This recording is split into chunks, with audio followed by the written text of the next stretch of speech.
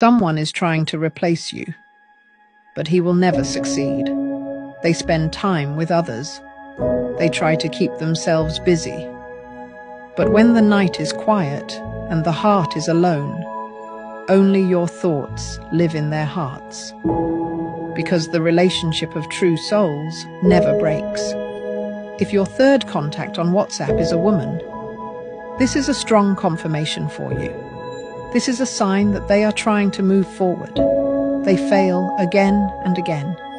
And if in your name, AIS Sid, this message is especially for you, write in comments, "It will be mine forever."